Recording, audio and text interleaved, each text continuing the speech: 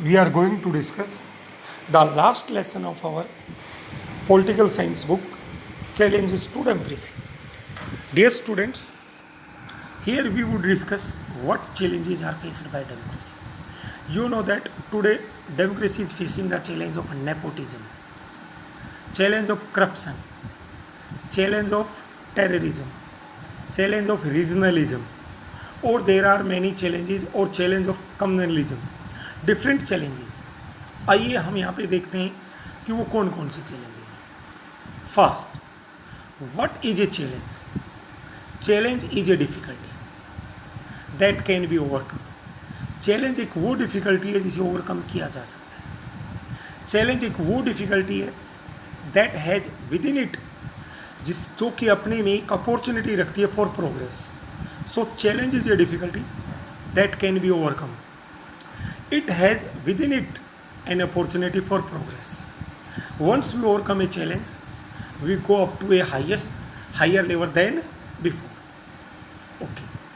But there are different type of challenges. First one is the foundational challenge before democracies. इसमें 3-4 things. पहला, democratic countries के सामने ये challenge है कि आज जितने भी नॉन डेमोक्रेटिक कंट्रीज़ हैं उनके ऊपर डिप्लोमेटिक प्रेशर डालें, कोई और प्रेशर डालें, बट लड़ाई ना, वार नहीं होना चाहिए। उनको जैसे तैसे मना के नॉन डेमोक्रेटिक सिस्टम से डेमोक्रेटिक बनाना। सेकंड, जो कंट्री डेमोक्रेटिक तो हैं बट वहाँ पे गवर्नमेंट पे मिलिट्री हैवी है। मिलिट्री को होना चाहिए गवर्नमेंट के कंट्रोल में, बट मिलिट्री गवर्नमेंट को कंट्रोल में करती है। वहाँ पे क्या किया जाना चाहिए? इनको कंट्रोल किया जाना चाहिए। मिलिट्री को गवर्नमेंट के ऊपर नहीं होना चाहिए, नहीं कि गवर्नमेंट मिलिट्री पे होना चाहिए। Third, sovereign and functional state. बेटा there are many democratic countries, but उनके ऊपर दूसरे पावरफुल डेमोक्रेटिक कंट्रीज हैं, पैसे वाले कंट्रीज है, रिच, उनका इफेक्ट है। उनको रोका जाना चाहिए और उन कंट्रीज को अपने इंटरनल और एक्सटर्नल डिसीजंस लेने की पावर देनी चाहिए। ये भी डेमोक्रेसीज के सामने चैलेंज है। और functional state means welfare state. Then challenge of expansion. बेटा इसमें इंक्लूड होता है कि जो डेमोक्रेटिक सिस्टम है ये गवर्नमेंट का, ये different areas of country, different social groups of society और कंट्री में जो डिफरेंट इंस्टीट्यूशंस हैं सब पे लागू। लोकल गवर्नमेंट मीन्स पंचायती, जैसे इंडिया में पंचायती राज सिस्टम है, लाइकवाइज अदर कंट्रीज में जैसे बेल्जियम में कम्युनिटी गवर्नमेंट है, उसको मोर पावरफुल बनाया गया। इसी प्रकार जो फेडरल सिस्टम को फॉलो हो, it means central government state governments के साथ भेदभाव ना करे, उनके ऊपर अपनी कंडीशंस इम्पोज ना करें। वुमेन और जो माइनॉरिटी ग्रुप्स हैं on the basis of language, religion etcetera, जो माइनॉरिटी में, उनको भी डिसीजन मेकिंग प्रोसेस में इंक्लूड करें। और जो लोग डेमोक्रेटिकली इलेक्टेड है वही लोग डिसीजन लें, जो लोग इलेक्टेड नहीं हैं वो लोग डिसीजन कम से कम लें। और ये जो expansion of challenge of expansion है, it is faced by mostly democracy. जैसे America is the oldest democracy, वो भी फेस कर रहा है, और India is the largest democracy, वो भी फेस कर रहा है। Then third challenge of democracy, deepening of democracy. इसका मतलब है उन इंस्टीट्यूट्स को बेटा प्रैक्टिकल वे से स्ट्रॉन्ग बनाया जाए जहाँ पे लोगों की पहुँच होती है, जहाँ पे लोग पहुँचते हैं। जर्नल टर्म्स में बात करें हम तो बेटा जिसमें लोगों का पार्टिसिपेशन हो उनको। दूसरा बेटा आजकल डेमोक्रेसीज में ट्रेडिशन है, बड़े बड़े हाउसेज हैं, कॉरपोरेट हाउसेज हैं, जैसे अंबानी फैमिली, जैसे टाटा फैमिली, ये बड़े रिच एंड पावरफुल हैं। ये गवर्नमेंट में जो पॉलिटिकल पार्टीज होती हैं उनको बड़ा डोनेशन देते हैं। जब उन पार्टीज़ की गवर्नमेंट बनती है तो बेटा पॉलिसीज जब बनती हैं उनमें इनका कहीं ना कहीं इफेक्ट होता है। तो जो ये रिच और पावरफुल लोग हैं उनके इफेक्ट को गवर्नमेंट पॉलिसीज में से कम ख़त्म किया जाना चाहिए। ये डेमोक्रेसी का डीपनिंग चैलेंज है। उसके बाद में बेटा आप नेक्स्ट देखेंगे कि चिली। आपने सबने पढ़ा कि चिली में सल्वाडोर अल्लेंदे की गवर्नमेंट थी। वहाँ का जो जर्नल ऑफ आर्मी था एगस्टो पिनोशे, उसने उसका मिलिट्री कोप किया 1973 में। आगे चल के बेटा उसने बेटा अपना रिजाइन भी किया 17-18 ईयर्स के बाद, बट उसके बाद में भी वहाँ की इलेक्टेड गवर्नमेंट के ऊपर, चिली की गवर्नमेंट के ऊपर मिलिट्री का इफेक्ट था। पोलैंड आप जानते हैं कि यहाँ पे यूएसएसआर का इफेक्ट था, कम्युनिस्ट पार्टी थी। बाद में यूएसएसआर जब कमज़ोर पड़ा, डिसइंटीग्रेशन हुआ, पोलैंड के ऊपर से कम्युनिस्ट पार्टी का इफेक्ट कम हुआ। तो वहाँ पे आप देखते हैं पहली ट्रेड यूनियन बनी सोलिडेरिटी। बट आपने देखा होगा समय के साथ जब इसने सोलिडेरिटी ने जो एक ट्रेड यूनियन बनी, आगे चल के एक पॉलिटिकल पार्टी बनी, जब ये गवर्नमेंट्स के ड्रॉबैक्स को हाईलाइट करने लगी तो गवर्नमेंट ने इसको बैन कर दिया और मार्शल लॉ लागू कर दिया। Ghana, you know that Ghana became independent in 1957। ये अफ्रीकन कॉन्टिनेंट में क्वामे नक्रुमा ने बड़ी संघर्ष की लड़ाई लड़ी, जो जवाहरलाल नेहरू के एक मित्र भी थे। इंडिपेंडेंस के बाद में वहाँ के पीएम भी बने, बट आगे उसने कॉन्स्टिट्यूशनल अमेंडमेंट करके थ्रू आउट लाइफ अपने को प्रेसिडेंट डिक्लेयर कर लिया। म्यांमार में मिलिट्री रूल था। सूकी जो उसकी एक पॉलिटिकल पार्टी है, उसने बड़ा स्ट्रगल किया, बट उसको बहुत सालों तक 15 ईयर्स तक हाउस अरेस्ट रखा गया। आर्मी रूलर्स को धीरे धीरे पब्लिक भी एक्सेप्ट करने लगे। सूकी ने बहुत स्ट्रगल किया डेमोक्रेसी के सेटअप के लिए, इसीलिए उसको पीस के फील्ड में नोबेल प्राइज। इंटरनेशनल ऑर्गेनाइजेशन जैसे यूएनओ ने, जब अमेरिका ने इराक के ऊपर, या आज भी आप देखते हैं यूएस बहुत सारे यूएन में बहुत सारे डिसीजंस हैं जो अकेला अमेरिका ले जाता है। आप देखते हैं यूएनओ में 5 कंट्रीज है जिसके पास विटो पावर है, वो किसी भी एक्शन के खिलाफ विटो कर सकते हैं, रोक सकते हैं यूएनओ। जैसे वो 5 कंट्रीज हैं, यूएसए, यूके अर्थात Britain, America 2, third Russia, 4th China and 5th one is France. Mexico आप जानते हैं 1980 में इंडिपेंडेंट हुआ।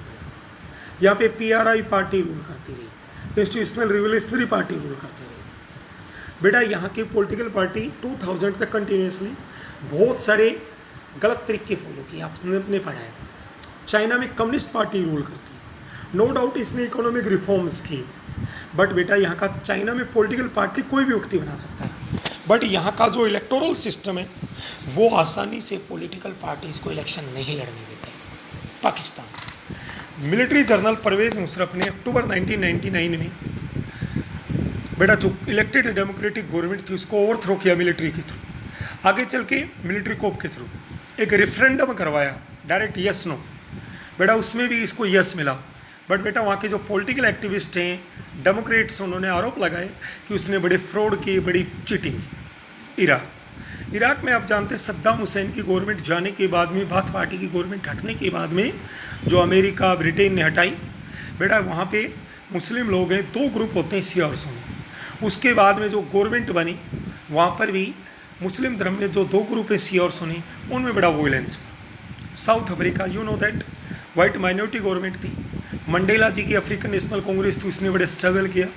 मंडेला जी इसके इंडिपेंडेंट साउथ अफ्रीका के फर्स्ट प्रेसिडेंट बने, बट जैसे वो पॉलिटिकल अपने एक्टिव पॉलिटिक्स से due to age, due to health issues वो जब रिटायर हुए तो उसकी जगह मैकम्बी नाम का एक व्यक्ति बना जिसने वाइट माइनॉरिटीज़ की थोड़ी पावर्स कम कर दी।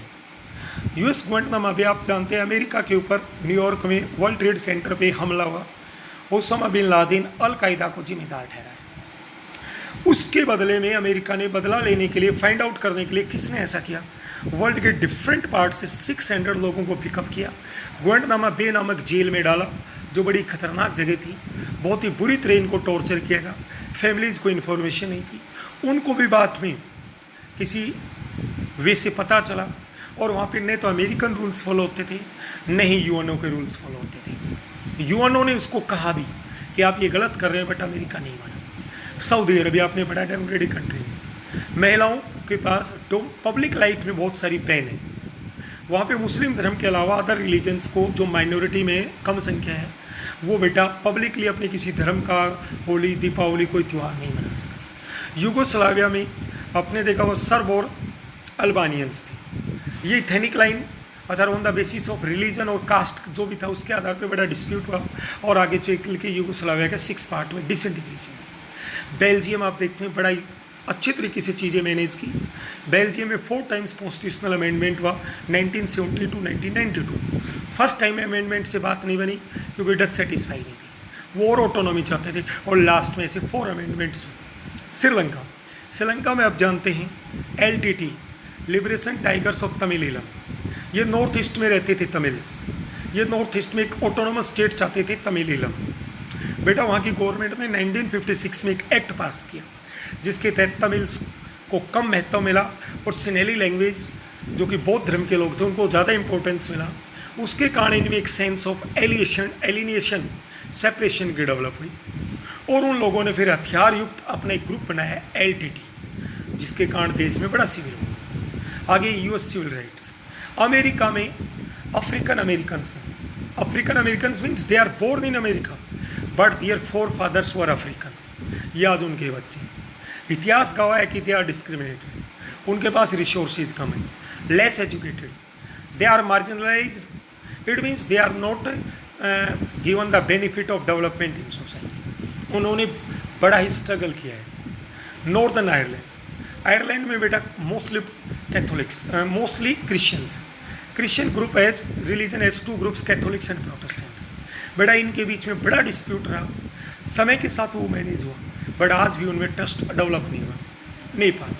नेपाल इंडिया का नॉर्दर्न नेबरिंग कंट्री, यहाँ पे 2006 में, इससे पहले नेपाल कॉन्स्टिट्यूशनल मोनार्ची था। एक 2006 में बड़ा आंदोलन हुआ, मोमेंट हुआ, जिसके तहत फिर राजा को वहाँ पे कॉन्स्टिट्यूट असेंबली सेटअप करनी पड़ी, जिसने देश के लिए कॉन्स्टिट्यूशन लिखा। तराई रीजन मीन्स हिमालयन बेल्ट में बेटा यहाँ पे माओवादी ग्रुप बना। वो बेटा इन्होंने हथियारों के आधार पे, वेपन्स के आधार पे अपने राइट्स लेने की कोशिश की। यह माओवादी थी, मोइस्ट थी। माओ नामक एक व्यक्ति था, ये उसके फॉलोअर्स थे। बोलिविया साउथ अमेरिकन कॉन्टिनेंट में, जहाँ ये जिस लोकेशन पे पड़ता है उसे लैटिन अमेरिकन कंट्री कहते हैं, जैसे बोलिविया, चिली वगैरह। यहाँ पे बेटा गरीब कंट्री, पर फैमिली के 2000 में पर मंथ 5000 इनकम है। बेटा यहाँ पे वर्ल्ड बैंक ने इनको बड़ा लोन दिया कंट्री को, बट वर्ल्ड बैंक ने वहाँ की गवर्नमेंट पे प्रेशर डाला कि पानी की water supply, drinking water supply है, घरों में पानी की सप्लाई है, उसको गवर्नमेंट अपने पास ना रखे, प्राइवेट कंपनी को कॉन्ट्रैक्ट दे दे, इससे गवर्नमेंट का पैसा बचेगा। बट आपने देखा होगा जनता के पास प्राइवेट सेक्टर से कंपनी पानी देगी, मल्टीनेशनल कंपनी पानी देगी, महंगा हो जाएगा, लोगों के बिल बड़े हज़ारों रुपए में होने लगे। 5000 5000 मंथली इनकम, 1000 उसका पानी का बिल। लोगों ने इसलिए बोलिविया में वार चलाया, जिसको बोलिवियन वाटर वार कहते हैं, और लास्ट में इनको सक्सेस मिली। Okay dear students, we would study the remaining part of this chapter in next video.